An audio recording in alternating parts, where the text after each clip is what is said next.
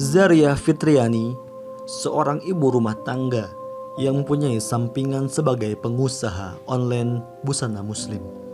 Wanita kelahiran Ponorogo ini adalah alumni S1 Insuri, jurusan Pendidikan Bahasa Arab pada tahun 2013 dan melanjutkan S2-nya di UIN Malang dengan jurusan yang sama pada tahun 2016.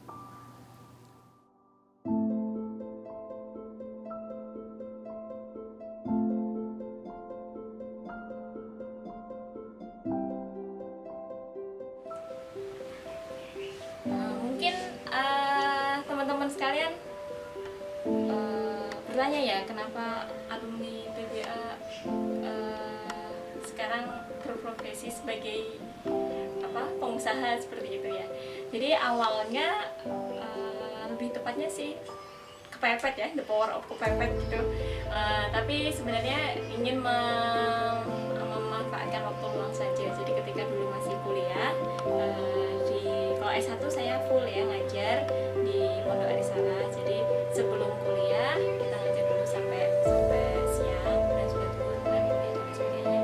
Dan selanjutnya dilanjutkan dengan aktivitas pondok. Jadi lumayan padat lah. Dan ketika melanjutkan di S2 itu waktunya lumayan banyak longgar ya karena sudah tidak mengajar. Jadilah saya awalnya ya iseng memanfaatkan waktu, mengambil peluang karena waktu itu tahun 2013 itu masih belum se-booming sekarang ya untuk usaha fashion online itu masih belum seramai sekarang gitu. Jadi awalnya dulu ya hanya coba-coba mengisi waktu saja, mencoba beberapa kulaan baju dari beberapa pedagang. Dulu ambilnya itu dari Tanah Abang, Jakarta, kemudian Solo dan lain sebagainya. Awalnya dulu begitu coba-coba, tapi ternyata setelah dicoba bikin saya jatuh cinta. Alhamdulillah dari situ saya banyak belajar begitu. Jadi ya awalnya memang ya namanya usaha ya wajar ya naik turun seperti itu. Kemudian lama-lama saya merasa suka gitu, cocok gitu, karena terlebih lagi ketika sudah punya anak ya, kita udah saya diamanai 2 putri. Jadi saya merasa waktu saya ya memang untuk mereka seperti itu. Maka sampingan yang bisa disambi atau kerja yang bisa disambi dengan menjaga anak-anak itu salah satunya adalah usaha online ini seperti itu. Untuk pemasarannya saya memang fokusnya di online ya, tidak jadi makanya saya kenapa tidak membuka toko di pinggir jalan seperti itu gitu. Jadi karena saya merasa online itu lebih fleksibel gitu. Fokusnya ada di grup WA, juga ada di Instagram dan Facebook. Tapi lebih efektifnya di grup WA. Ada kurang lebih 300-an reseller yang memasarkan gitu. Jadi modelnya kayak grosiran gitu. Saya menjualnya itu kebanyakan kepada penjual, bukan kepada customer atau end user seperti itu. Jadi lebih enak juga. Jadi karena memang juga salah satu tujuan saya itu ingin bermanfaat terutama untuk adik-adik yang mahasiswa gitu kan, pengen kerja sambilan seperti itu. Nah, salah satunya jadi reseller ini lebih cocok seperti itu karena kan nggak perlu masuk kerja, nggak perlu menyita waktu belajar dan kuliah, jadi fleksibel gitu. Kalian mau memasarkannya kapan aja kan bebas seperti itu. Ada kurang lebih 300 reseller, cuman itu tidak semuanya aktif ya. Ya ada juga yang non aktif. Biasanya yang non aktif ini hanya jualan ketika mau lebaran atau Idul Fitri saja. Seperti itu. Jadi nggak semuanya aktif, cuman lumayan lah seperti itu. Dari 300 orang itu ya ada ratusan orang yang aktif seperti itu. Itu untuk pemasarannya. Dan karena jual grosir ya, jadi tidak terlalu ini, karena orang ngambilnya kan langsung banyak gitu. Misal satu reseller itu ketika belanja itu 10 sampai 20 gitu. Jadi itu lebih meringankan kita. Jadi packingnya kan nggak terlalu banyak, kecil-kecil banyak tapi sekali besar seperti itu. Dari awal ngerintis itu yang lumayan sangat membantu atau sangat membantu itu adalah teman-teman ketika santri, teman-teman di S1, teman-teman angkatan S2. Istilahnya kalau kita mulai usaha itu biasanya itu yang akan sangat membantu itu adalah teman-teman dari kerabat kita, lingkungan kita, kemudian baru menyebar ke orang lain seperti itu.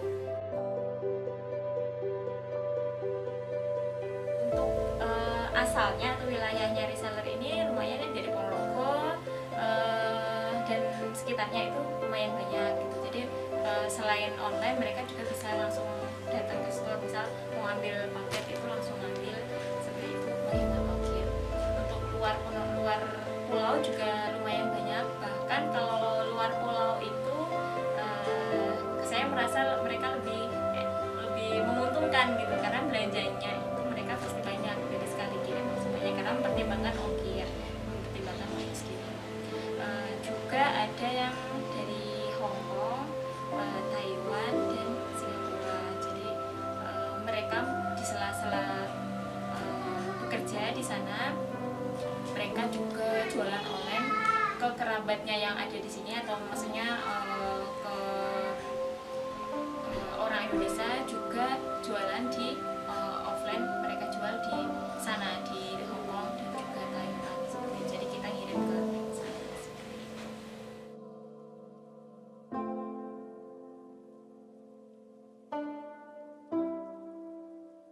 Usaha itu ya pastinya ada kadang surut ya, kadang surut gitu, kadang sepi, kadang juga rame gitu.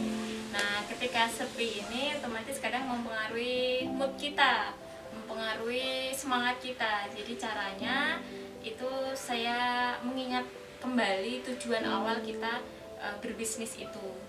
Kalau saya pribadi tujuannya kan saya ingin membantu perekonomian keluarga atau membantu suami mencari nafkah tanpa saya harus meninggalkan kewajiban saya sebagai ibu rumah tangga, sebagai ibu dari anak-anak, maksudnya tidak meninggalkan tugas mengurus anak-anak. Harus terus mengupgrade ilmu kita ya, karena terutama online, jadi harus selalu mengikuti perkembangan teknologi gitu.